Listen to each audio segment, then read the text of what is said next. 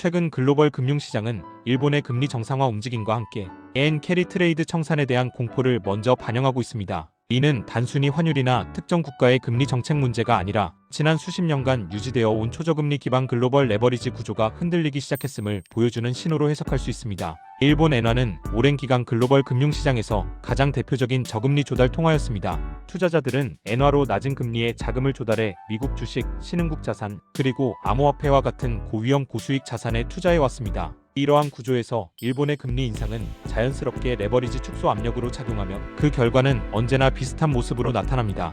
위험자산 매도, 변동성 확대, 그리고 단기적인 급락입니다. 이 과정은 시장 참여자들에게 강한 공포를 유발하며 상승장이 끝났다는 인식을 만들어내곤 합니다. 그러나 과거를 돌아보면 이러한 국면은 오히려 다음 상승장을 준비하는 전환 구간이었던 경우가 더 많았습니다. 엔 캐리 청산 공포와 동시에 주목해야 할 또 하나의 신호는 미국 단기 국채 금리의 비정상적인 상승입니다. 일반적으로 경기 둔화 우려나 금리 인하 기대가 커질 경우 단기채 금리는 하락하는 것이 정상적입니다. 그러나 최근 시장에서는 이러한 기대와 달리 단기채 금리가 오히려 상승하는 현상이 나타났습니다.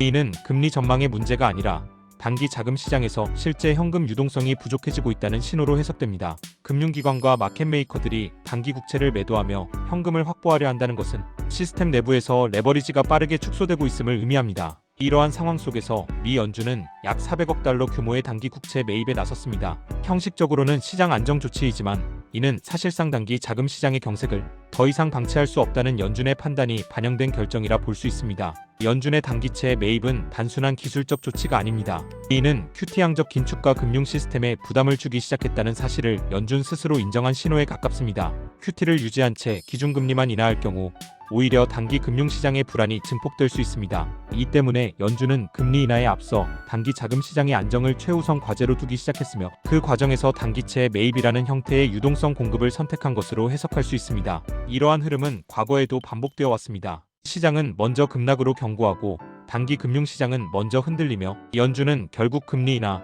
QT 종료, 그리고 유동성 재공급이라는 방향으로 움직여왔습니다. 단기채 400억 달러 매입은 바로 이 과정이 이미 초입에 들어섰음을 보여주는 신호라 할 수 있습니다. 정책 전환 이후 달러의 변화와 위험자산, 연준이 금리 인하에 나서고 QT를 종료하거나 완화하게 되면 가장 먼저 변화하는 것은 달러의 성격입니다. 달러는 더 이상 희소한 안전자산이 아니라 다시 공급되는 유동성 통화로 인식되기 시작합니다.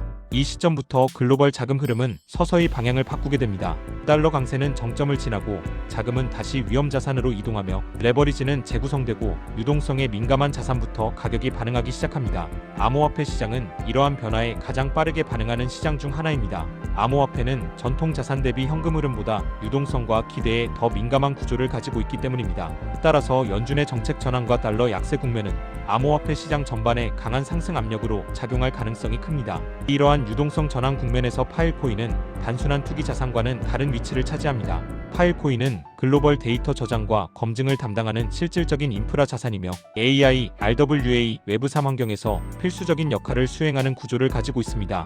연준의 유동성 공급은 단기적인 자산 가격 상승에 그치지 않고 AI 데이터 디지털 자산 인프라에 대한 실질적 투자 확대로 이어질 가능성이 높습니다. 이 과정에서 대규모 데이터의 장기 저장, 무결성 검증, 법적 신뢰를 요구하는 수요는 중앙화 클라우드만으로는 감당하기 어려운 영역으로 확장됩니다. 파일코인은 탈중앙화 저장과 온체인 검증이라는 특성을 통해 이러한 요구를 동시에 충족할 수 있는 몇 안 되는 인프라로 평가됩니다. 따라서 유동성 랠리 초기에는 암호화폐 시장 전반의 상승과 함께 가격이 반응할 수 있으며 중기 이후에는 실제 사용량 증가와 네트워크 가치 재평가로 이어질 가능성을 내포하고 있습니다. 엔 캐리 청산 공포, 미국 단기채 금리 상승, 그리고 연준의 단기채 400억 달러 매입은 서로 분리된 사건이 아니라 하나의 흐름으로 연결되어 있습니다. 이는 긴축 정책의 한계가 드러나고 글로벌 유동성 체제가 전환되는 과정에서 나타나는 전형적인 신호들입니다. 시장은 언제나 정책보다 먼저 흔들리고 연준은 언제나 시장이 흔들린 뒤에 방향을 바꿔왔습니다. 지금의 단기적 급락과 불안은